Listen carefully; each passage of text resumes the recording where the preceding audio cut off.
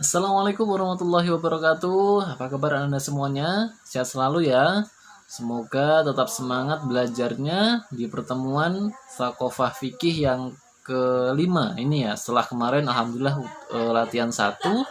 Yang belum latihan satu silahkan untuk segera mengumpulkan ya. Masih ditunggu deh. Bismillah.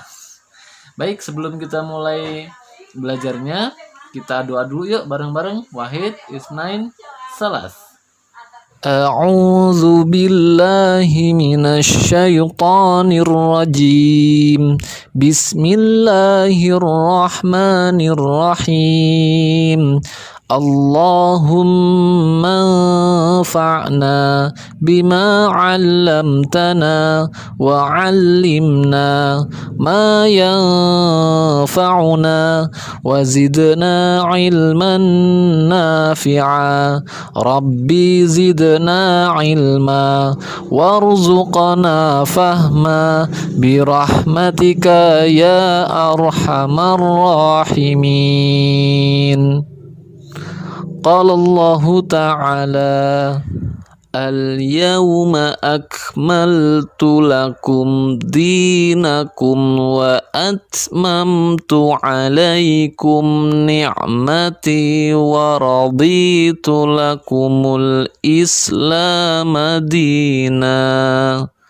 Artinya, pada hari ini telah aku sempurnakan untukmu agamamu dan telah aku cukupkan nikmatku untukmu dan telah aku ridhai Islam sebagai agama bagimu. Quran Surat Al-Ma'idah ayat 3. Alhamdulillah, bagi yang sudah berdoa semoga dimudahkan dalam belajarnya.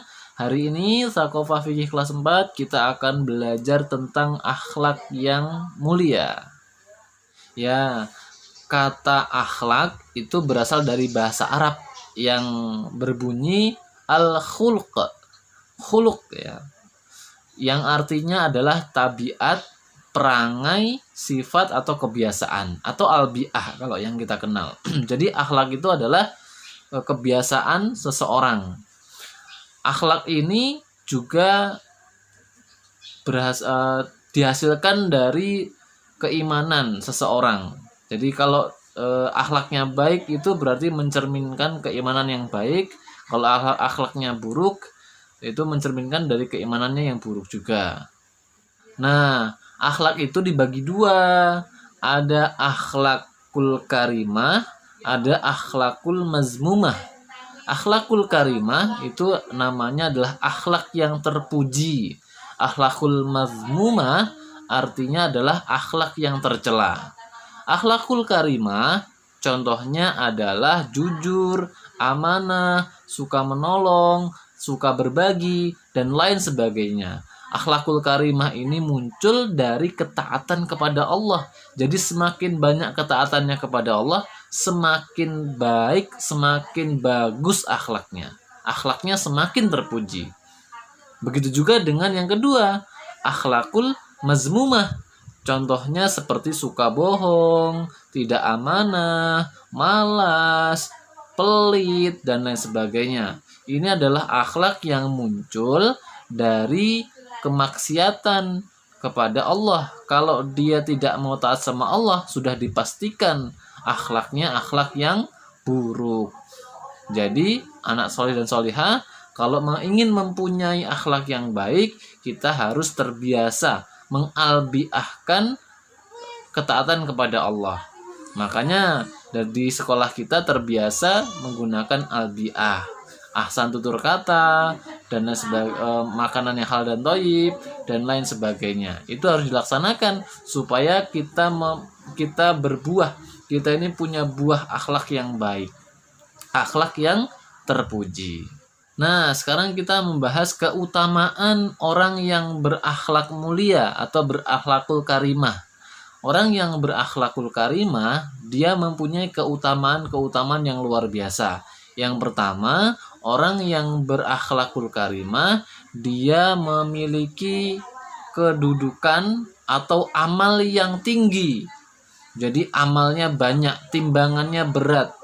Jadi kalau dia nanti di akhirat ditimbang amalnya karena akhlaknya baik, maka timbangannya itu hampir seperti orang yang suka sholat, orang yang suka puasa. Persis seperti mereka. Sebagaimana hadis yang Rasulullah ucapkan, yang saya tuliskan di materi ajarnya. Yang kedua, orang yang memiliki akhlak yang baik itu akan dicintai Rasulullah. Bahkan Rasulullah pernah bercerita bahwasannya orang yang paling dekat denganku, paling dekat dengan Rasulullah adalah orang yang dia itu punya akhlak yang mulia, akhlak yang luhur, akhlak yang baik. Dan orang yang paling jauh, orang yang paling dibenci Rasulullah adalah orang-orang yang punya akhlak yang buruk seperti suka bicara, bohong, dan lain sebagainya. Jadi kalau kita pengen deket dengan Rasulullah di akhirat nanti, kita harus punya akhlak yang baik atau akhlakul karimah. Yang ketiga, keutamaan orang yang punya akhlak yang baik adalah ditinggikan derajatnya. Jadi Allah meninggikan orang-orang yang berakhlak mulia. Maka jelas berbeda antara orang yang punya akhlak yang buruk dengan orang yang punya akhlak yang baik. Coba lihat di mana tempat ustadz dan di mana tempat para preman. Pasti berbeda. Orang-orang yang taat sama Allah, tempatnya di tempat-tempat yang mulia, didatangi oleh orang-orang yang baik, yang mulia juga. Tapi orang-orang yang buruk, suka mabuk dan lain sebagainya, pasti teman-temannya dan tempatnya juga tempat yang buruk. Jadi kalau kita ingin ditinggikan derajatnya oleh Allah, maka kita harus mempunyai akhlak yang mulia. Yang keempat, yang terakhir, keutamaan orang yang punya akhlak yang terpuji, akhlakul karimah, yaitu dijamin punya rumah di surga oleh Rasulullah. Rasulullah mengatakan, saya menjamin orang yang punya akhlak mulia rumah di surga. Bayangin, sudah disediakan rumah di surga. Artinya, orang yang punya akhlak mulia pasti masuk surga. Nah gitu, jadi kalau pengen masuk surga dan bisa deket sama Rasulullah, rumahnya kita harus punya akhlak yang mulia, akhlak yang terpuji. Disebut juga akhlakul karimah. Nah, sampai di sini pelajaran kita pada hari ini. Semoga bermanfaat. Dan ingat, yang belum mengumpulkan latihan 1 masih ditunggu loh ya. Kita cukupkan sampai di sini. Sama-sama dengan membaca lafaz hamdalah dan doa penutup majelis. Alhamdulillahirabbil alamin. Subhanakallahumma bihamdika asyhadu an la ilaha illa anta astaghfiruka wa atubu ilaik. Bye bye. Assalamualaikum.